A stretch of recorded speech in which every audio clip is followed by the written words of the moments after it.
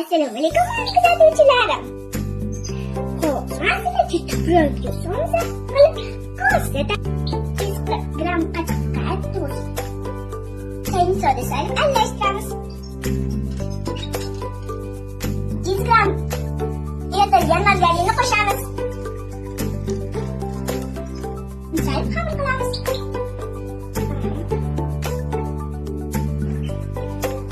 Hammamizni tayyor, endi tindirishga olib qo'yamiz. Hammamizni tinglasham qiymasini tayyorlab olamiz. Qiymamiz ham tayyor. Pomidor bilan suv qo'shib olsangiz mazasi cho'tki chiqadi.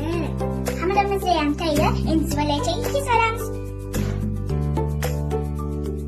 Zuvalacha qilib oldik. Endi yoyib olamiz.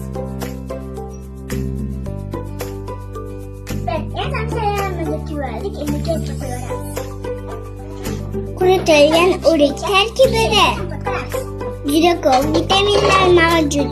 Turshakdan kompot qilib ichilsa, kuch va energiya beradi. Bir qancha kasalliklarni oldini oladi. Tanani kerakli suyuqlik bilan ta'minlaydi.